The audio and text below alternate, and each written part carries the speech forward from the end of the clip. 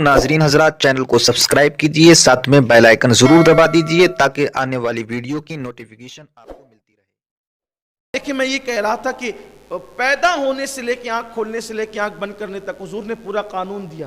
دیکھا آپ نے، پیدا ہوا بچہ تو کان میں اذان دو، اور پھر قانون دیا جب کوئی مر جائے، توجہ کریں، کسی مذہب میں یہ قانون نہیں ملے گا، یہ تعلیم نہیں ملے، جب کوئی مر جائے تو اس کی آنکھیں بند کر دو۔ آنکھ کھلنے سے قانون شروع ہوا، آنکھ بند کرنے کی بھی بات ہو رہی ہے، آنکھ بند کر دو اور آنکھ بند کرتے ہوئے پڑھو بسم اللہ وعلی ملت رسول اللہ صلی اللہ علیہ وسلم، دعا بھی عطا فرماتے۔ یعنی کہیں پر ہمیں تشنا قانون نہیں چھوڑا گیا، لیکن یہ اپنی کم نصیبی ہے کہ ہم نے دین پڑھا نہیں، دین نہیں پڑھا اسی لیے سب کچھ ہو رہا ہے، دین نہیں پڑھا اسی لیے سب کچھ ہو رہا ہے۔ دین پڑھیے، دین کے قریب آئیے۔ ہر مسلمان پر کم سے کم اتنا علم حاصل کرنا فرض ہے جو اس کے لیے زندگی کے ضروریات میں شامل ہے۔ یعنی کون سا علم فرض ہے؟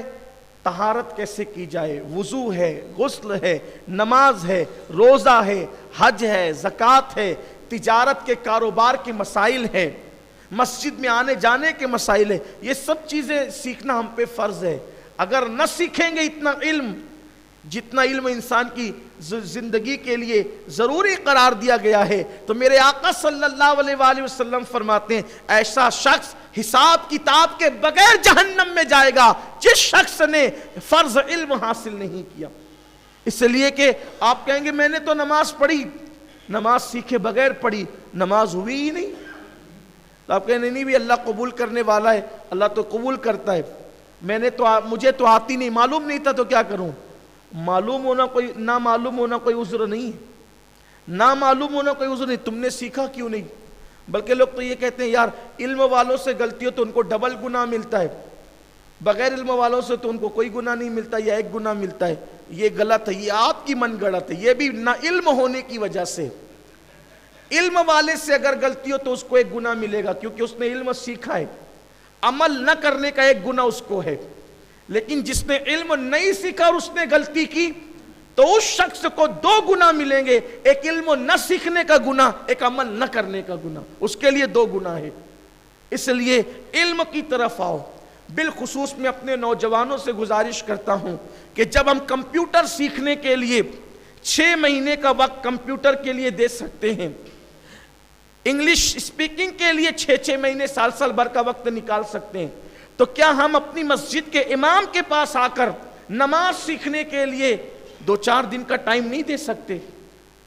نماز مکمل سیکھنے کے لیے 2 دن 1-1 گھنٹہ کافی، یعنی 2 گھنٹے میں آپ پوری نماز سیکھ سکتے ہیں۔ لیکن سیکھتا کون ہے؟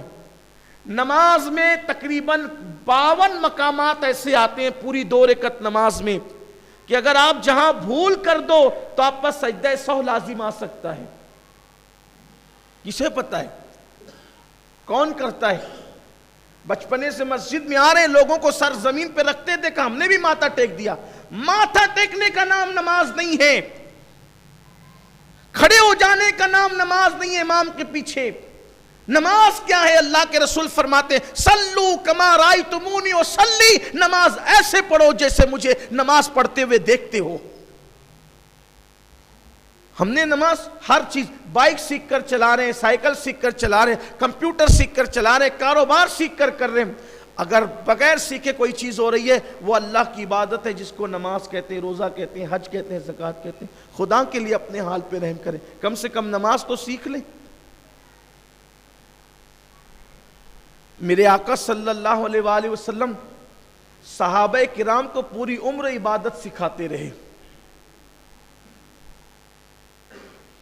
لیکن ہم نے اس کی طرف توجہ نہیں کی۔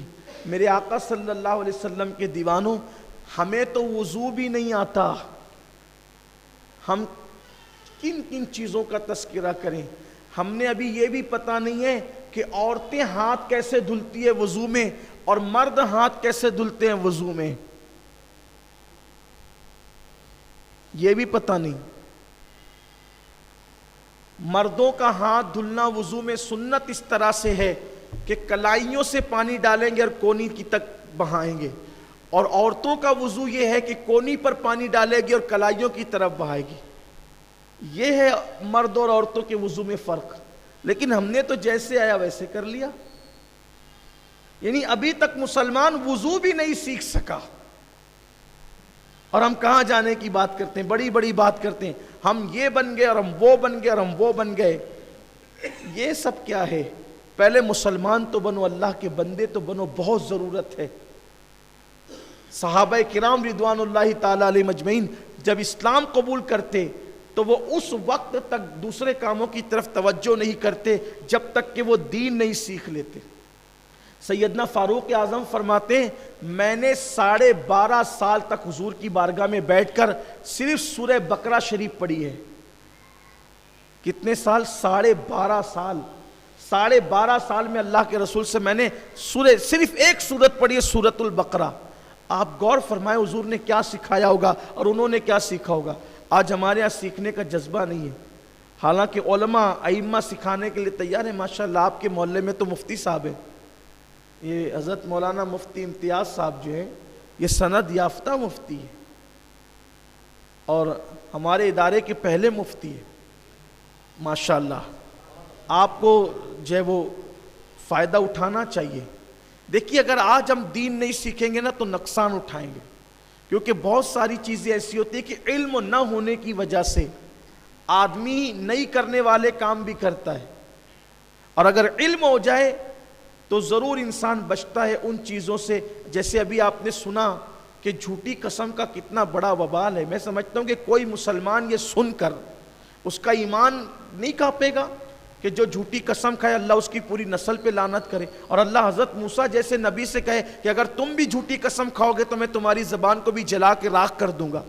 حالانکہ میں کہہ چکا کہ نبی کبھی جھوٹی قسم نہ کھاتا ہے نہ کھا سکتا ہے، لیکن یہ گفتگو کا تیور ہے کہ محبوب کے ذریعے سے دوسروں کو پیغام دیا جا رہا ہے. اب بتاؤ کوئی یہ جرات کرے گا؟ لیکن معلوم ہوگا تب نہ، معلوم ہی نہیں ہے.